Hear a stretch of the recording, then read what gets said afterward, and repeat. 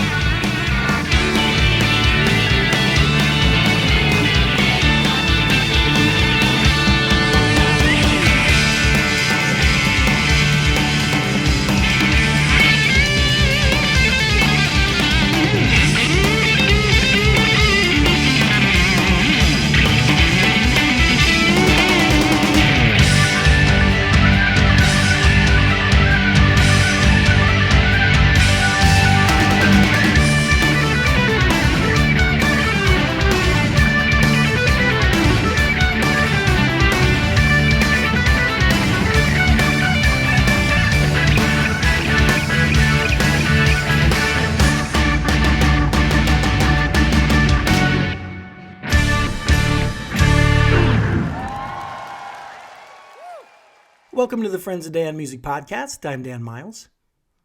On this episode, we're going to be honoring the memory of the late, great, and sorely missed Keith Emerson.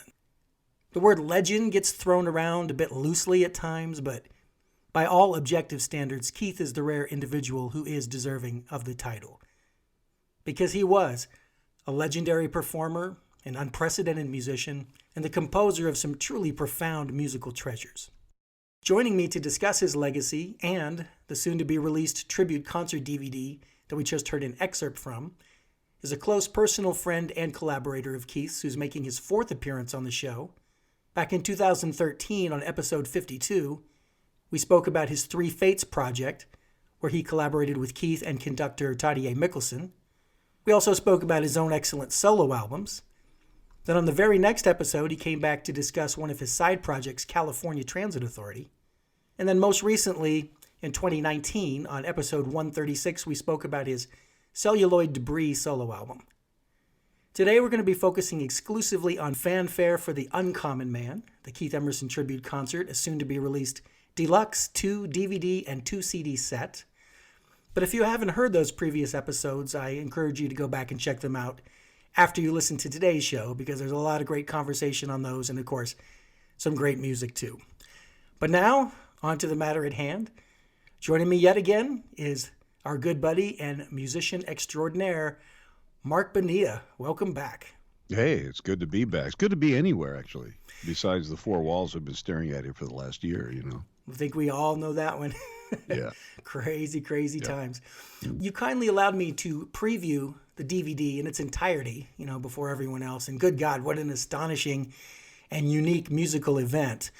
Before we start digging into the casted characters and the musical specifics, I just want to say that my initial takeaway from the viewing experience, what really stood out to me is how you can really feel all the love in the room for Keith. I mean, it's very palpable, it's very genuine, it's sincere. I mean, I know you guys were feeling it, and it certainly conveys through the medium.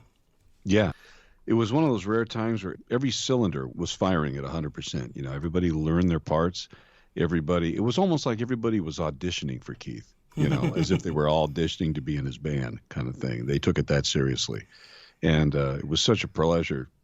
There was no egos anywhere. There was no friction. It was just one of those things. It was an actual musical love fest. That's what it was. Everybody got off playing this stuff. I made sure that whoever was playing, I let them kind of pick the set that they wanted to play. In other words, the tunes that meant that much to them, the things that really, made an impression on them. And that's kind of what they did. And I think that may have been one of the reasons why everybody had such a great time. Yeah, and boy, you better bring your A game with material like that. Yeah, that's true. Yeah. Well, we lost Keith back in March of 2016, and it seems to me you managed to put this performance together, considering what it was, in a relatively short amount of time. It was just like a couple months later, as I recall. Yeah, it wasn't very long after he passed that, the family and Mari Kawaguchi had asked me if I would, helm this and try to get all the Los Angeles players to do a concert. It was a really relatively quick rehearsal schedule. As a matter of fact, we only had, as a group, one rehearsal for all this stuff.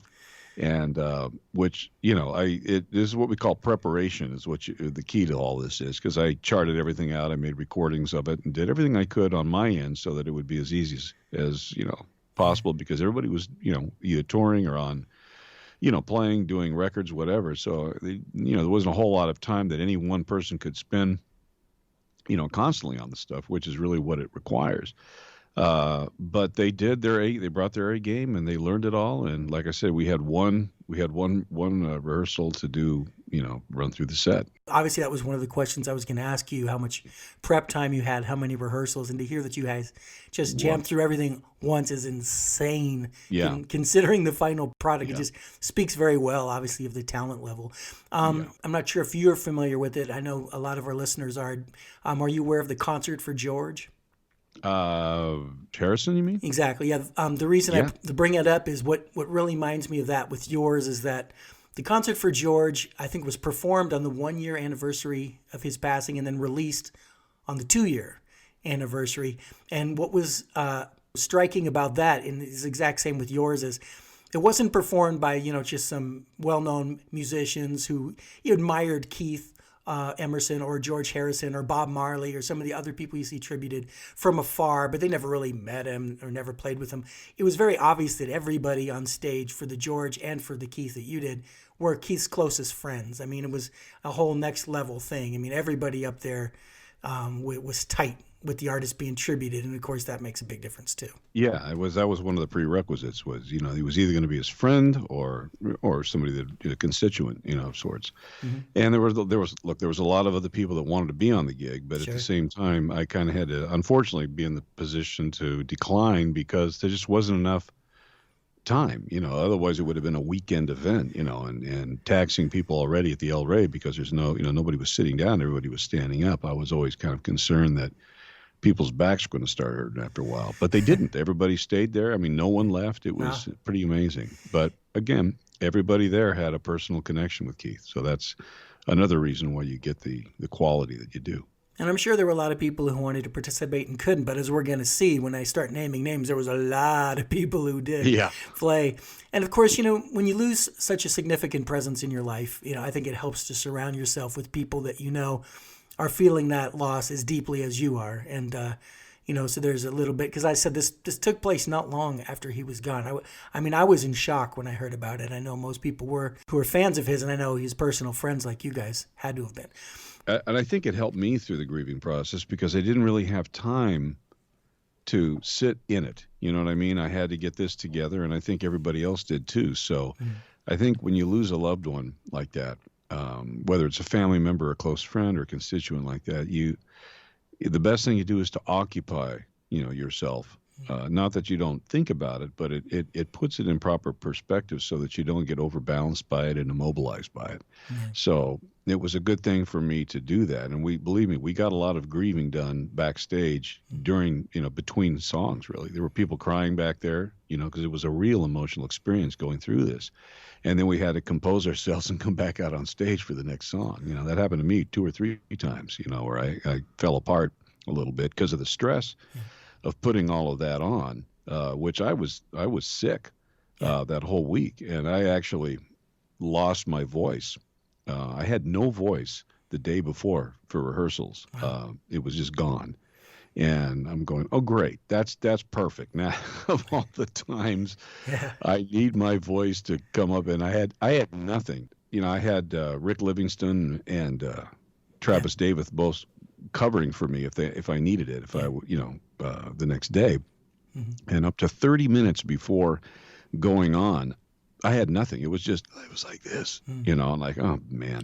So I went up backstage into the urinal, and it was the only place I could find a quiet spot, and tried to get my voice, any kind of a sound. I was just working through it, and I think I sent up a couple of prayers at the same time to Keith, like, Keith, you got to get me to have this. This is, I'm trying to do this and see what you can do up there, And if you notice at the beginning, or at the end of Carnival 9, I look up and I'm saying something up above, and I was throwing up a prayer to Keith, like, all right, here's what I was talking about. Give me this A flat, because this, and I basically went from line to line all the way through the concert, like, okay, I sang that, I got that.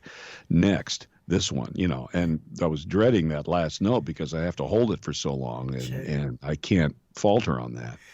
And I did it, and you can see right after the relief in me, and I think I said something to Travis like, the prayer does work, and he laughed, and you can see it on screen. But it was a touch and go thing, no pun intended, all the way through, But we pulled it off, So there was some divine intervention there, I think. Oh yeah, the angel smiled upon you, because not only did I not notice any roughness in your voice, I thought you sounded really strong, really great. A lot of people did say, man, this is the best I've ever heard your voice. And I went, well, I'm glad you think that, because 30 minutes before this, I had no voice. That was literally what it was. I mean, it was really, I don't know where it came from, but it did. Probably came from panic. If you would have gone out there overconfident, then you would have had like the little frog voice, but you went out there worried you couldn't do it, and so you had to Yeah, really pretty focus. much. Yeah. Well, just focus. Like I got to do it. I got to find some way to do it. And it's like a mountain climber. You're on the face of El Capitan, Kate. Here I am. I could always just jump, and hurl myself into the earth, or I could figure out what the best way is to get around this rock, and that's what you end up doing, really. Well, fortunately, there was a lot of instrumental content, so you got to rest here and there, and we'll get through that. But prior to the band playing, there's this beautiful photo montage. You see it really well in the DVD, and you could tell by the audience reaction that they were able to see it too. Who compiled that? Michael Prescott, who does a lot of our work for us. He did a lot of stuff for Keith, and is a great friend, and has done a lot of stuff. Did my ArcLight video, and is a wonderful human being, and always there to help, and has a great artistic eye for knowing how to get the best emotional impact out of those pictures at the right time with the music. So he did an exceptional job with that. Yeah, it really set the tone, and that particular piece was a Keith composition from Three Fates that he and I spoke quite a bit about and featured when he was here on the show himself. Yeah, it just really sets the mood. It just really shows you that the whole thing is going to be special. And, the sound quality, it's uniformly stellar throughout, and it's a live recording that's always a challenge. And as we've talked about, and we'll continue to talk about, so many different players, so many different instruments, so many different sound sources, but it was all handled. It sounds great. And then in terms of visually, you've got a lot of great camera angles. You've got, onstage shots. You've got overhead shots looking down on the drum and keyboard rigs. You got plenty of audience POVs. So your technical people really came through for you. Yeah, they did. Well, Keith Wexler is the one who mixed that, who, did the live mix as well with Dirk Schubert. Who brought down an amazing sound system, and that was, see, everybody brought their A game, and that's the thing. I mean, it wasn't just the musicians, it was everybody in support of that. It was the camera crew, Dan Gross's camera crew. It was everybody involved did everything they could, literally, to pull this off. And so the sound was amazing there. I heard nothing but the fact, man, it sounds like a record, but just with all of this live energy, and that's what Dirk brings, and that's how Keith mixes, and then he did the same thing. He was able to infuse that energy and get it to translate when we did the DVD. So he's an amazing cat. Now, we are going to mention some song titles here and there. We already have, but I don't really want to run down the entire set list and kind of spoil it for listeners, because that's part of the fun, not knowing what's coming up next. In my case, since I had a video file without any liner notes, I basically had the same essential experience as if I'd gone to the concert. I would just say, in terms of the content, let's suffice to say, I think what we would all probably consider to be the sort of must-include greatest hits type of stuff. Yeah, that's all there. But, there are a lot of pleasant surprises, too. And not only in terms of the music, also in terms of the lineup, because there were a lot of times where players were swapped out without any formal announcement. It's funny because all of a sudden you'd be in the middle of a song and go, oh, Steve Lukather's on stage now. Yeah. So almost like a magic trick, like well, we tried to tighten it up. I mean, that's the thing is, it was a 3-hour show. We were trying to get it down to 2:20. And so, a lot of the banter in between, was opted out just to keep things rolling, Let's go ahead and run down the guitar players who participated. Fortunately, whatever issues you're having with your voice, your fingers were in fine form. So, your own fans are going to be happy to know there's plenty of your playing featured throughout. The version of Hoedown we just heard, we heard you trade licks with none other than Jeff Skunk Baxter, who, of course, played in a band with Keith for a while. We heard him twanging his way through that one. And you can tell he was really into it, too, particularly when you watch it as well as hear it, because, first he did his trademark thing where he plays while seated, as if he's in the studio. Now, by the end of that, though, he was up on his feet with everybody else, man. Yeah, we actually got him up on his feet, so that's always a good thing, because he's pretty comfortable on his chair there, but plays great. But yeah, he felt the inclination need to come out front there to deliver those final licks. Yeah, it's like one of those church revival things. I can walk. I can walk. I can walk. Yeah. Well, there's also a third guitarist of the evening who joined you guys. Obviously, this guy also has chops for days, monster player, but he might be a little lesser known to the audience. So tell us a little bit about Mike Wallace. Well, Mike Wallace I always call him my right-hand man. And he's been with me since '93. I met him oddly enough, when Mike Keneally left the band to go, do his thing.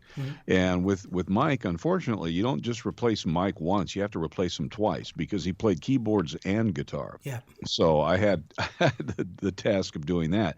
But trying to find another guitar player that could play those parts that didn't necessarily need to head his own band, but was competent enough to do that. And luckily, I got Mike Wallace's number. This is when I was living in North Hollywood, and I called him up and I talked to him. I introduced myself and I said, "Yeah, I'm looking for somebody that can do all this stuff." And he said, "Yeah, I'd love to check it out." So I said, "Well, where do you live?" And he goes, "North Hollywood." I said, "Oh, that's I live there too." He says, "Whereabouts?" I said, "Off Laurel Canyon." He says, "Yeah, me too. What street?" "Stag." "Stag? Shit, I live on Stag." "Where on Stag?" And he goes, "Go outside." So I go outside. He's across the street. He comes out with his phone. He's waving to me. Oh, come on. So I went across the street. I handed him both albums, Doubly Ticket and American Matador. And I said, "Yeah, here's the albums." I forgot to tell him what to learn, right? So he learns every single guitar part on the album. Oh, wow. So that which turned out to be great because when I'd rehearse, I'd forget what the hell I did. So I said, "What did I do on that part?" He goes, "Oh, here's what you did." So he's teaching me my parts, and he's been that way ever since. He's an extraordinary player and the nicest guy you'd ever want to meet. Totally enjoys playing, as you can tell. He smiles all the way through it, and it's a genuine smile. He's so into it, and he's just been a great friend and always been there for me. And it's a great, the great exchange that we have together. And then when Skunk came into it, it just became this trio. And it was just sheer joy working, as you can see. You'll be able to see that as we went through those solos. It's great. Oh, absolutely. And it's funny when you tell that story about him being across the street. Remember that movie, The Call is Coming from Inside the House? Yes, exactly. What are you doing in my closet? Yeah, it was almost like that. It was just, so you talk about something that was meant to be. And here we are after all these years, still close friends and still playing together. It's great. Well, it just would have been enough if he was 3 or 4 streets over. But you can look at your window, man. Across the street, yeah, in shouting distance. Unbelievable. I didn't even have to call him. I just gone outside and go, "Mike," he would have heard me. Well, next up in my little outline here, we're going to talk about vocals. We jumped the gun on that when you told your story. But that's cool because as I said, much of the material was instrumental. But, occasionally vocals were called for. You took care of most of that. But there were 2 other singers. Travis Davis, obviously I knew what a great bass player he was. I had no idea he had such a great voice. He did sing one song. And then, as we'll talk about a little later, the last word went to Keith's former bandmate, Rick Livingston. So sticking with bass, along with Travis, you had Mick Mahan. Well, there's no surprise there. He's someone Keith was very familiar with. Yeah. And then the third bass player of the night was really there specifically to accompany one of the special guests.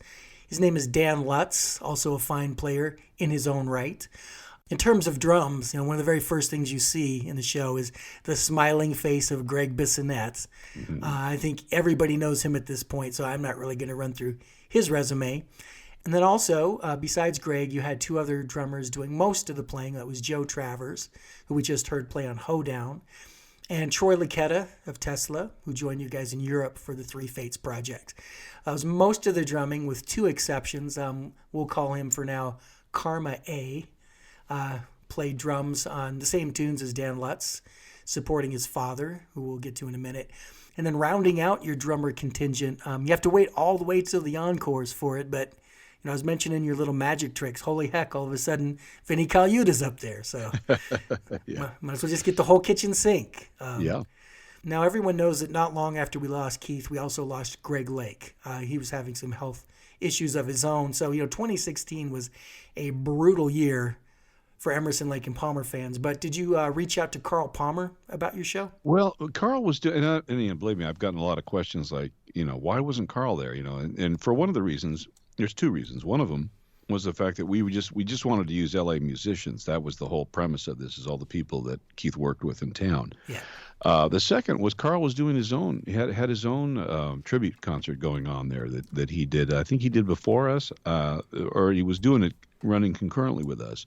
So I didn't want him to feel obligated to have to do ours when he had his own going on. I figured I just kind of wanted to have him, give him a space to pay tribute to Keith in the way that he wanted to, Sure. not necessarily in the way that we did. So that's why I kind of, out of respect, I just thought it would be fine for him to do it in the way that he felt comfortable doing it. So that was the only reason he wasn't there. You know. Yeah. Well, that's a great explanation. And musically, the show did not lose a step because all those people I mentioned, more than capable, some of the best drummers out there. Well, and they were all inspired by Carl. Course, Those parts. They were all. Carl was their hero too. So in a way, it was actually a tribute to Carl, even though Carl wasn't there. You know what I mean? It was that kind of a thing where all these guys cut their teeth on guys like that. Oh, totally. And also from Carl's point of view, he can just get this and watch it like anybody else for his own enjoyment. Right. I'm sure. And he would have gone, no, I wouldn't have done that. I would have done this at that point. I would have done that, Phil. I don't think so, man. I think under the circumstances, he'll be flattered by it. But we know how musicians are. He probably like. Yes. Yeah. But I didn't notice any, clunky things anywhere. In fact, as we'll talk about, I like the fact that it wasn't always the obvious straight arrangement. And I think all three of those guys, Keith, Greg, and Carl would probably, appreciate that creativity. But no, we spoke about guitars and singing and bass and everything. Well, now we're paying tribute to, I'm just going to go ahead and say the greatest keyboardist in rock history. Apologies to the Rick Wakeman fans. He's a close second. I love Rick Wakeman, but boy, nobody beats Keith for me in my book. And since this is the Keith episode, we're going to go ahead and say that. So, it's no surprise that his own instrument is well represented, but 11 different keyboard players, man. That has to be some kind of record. I think so. We set a lot of records at this gig. Just as the amount of A-list players, the amount of drummer, everybody. I mean, it was like an amazing night. Like you said before, it won't be repeated, and that's the thing. I'm so glad this got captured, and it wasn't even on my mind to film it because I had other things, the arrangements and all that stuff, the actual crowd there. I wanted to make sure that we didn't let them down, and then it was offered like to film it. So, oh yeah, okay. That sounds like a good idea. I'm so glad Dan Gross offered to do that, and that's why we have what we have today. It was captured for all time. It was great. Well, returning to the keyboard players, in the spirit of ladies first, let's talk about the two female players. Yeah. One of whom had the honor of opening the show with a solo piano performance. What can you tell us about her? Well, she's, Mari Kawaguchi had said, you should listen to Kai, Matsumoto. She's very well known in Japan, very well respected, and she played me a rendition of it, and she said, you should really hear this. And I did, and I was like, oh man, this is great. This is beautiful. And she put her own thing to it and made it even more of an emotional experience. And so we thought this would be a perfect way to lead off after all of this, to come in with another one of Keith's, more classically oriented pieces. And I would also give us a place to start where we could then build from there into the electronical world, since this was acoustic piano. And it was beautiful. She just nailed it, and kind of gave us a bar that had to be at least gone up to in order for us to start, So it was wonderful. She was so gracious, and she was very thankful that she was, and honored that she was included. And so it was great. I'm proud to have her lead off. It was just wonderful. And also, now that I think about it, obviously, Keith and his music were popular in Europe, popular in the U.S., but, Japan, huge fan base there, so it's nice to see them. That's what made sense. Yeah, nice to see them represented visually and musically. The other female player was Rachel Flowers. And what was funny about that was, as I was watching this, sometimes when you watch something, even though it's kind of silly because you're home alone, if you like a performance on TV so much, you applaud, Yeah. even though there's nowhere to hear it but you. And I did that several times during this. I said, nobody's here to hear it but me, but I'm just going to clap for the band because they crushed it. Well, this was a little bit different because at the end of one of her performances, I just said out loud into the empty room, unbelievable. And I swear, less than 2 seconds later, you walked up to your microphone and said, unbelievable. Because it was. We were like within a second and a half of jinx. Well, what's funny too is when she did that in rehearsal, did the fugue, all the other keyboard players are going, oh shit. Yeah. The bar just went up. Man, they were, it was like, this girl is going to show us all up, it was great. Because I knew that was going to happen. I watched everybody. They were all just kind of like, nobody blinked. And they're like, oh boy, I got to bring my game now. It was great. And she wasn't trying to compete with anybody. She just went there and just nailed it, and just floored everyone. And it was great because it pushed everybody else to be that much better, than what they would have probably been, which was exceptional in the first place. But Sure. it just, I don't know, it just gave that extra little piece of it's like when in World Warrior, when they're sticking all of the nitro they're spitting that stuff into the blower and making the engine go quicker. That's kind of what she did. She spit a whole bunch of gas into the blower, so it was great. Right. I was going to do this a little bit later, but based on the way this went, I'm just going to go ahead and play it right now. I just excerpted what you just mentioned, the fugue. You guys did, one of the nice surprises was you did the complete Endless Enigma. So what we're about to hear, there's a section prior to and a section after, just like on the album. But I did pull out Rachel's solo piano part, and let's go ahead and check that out real quick. Yeah.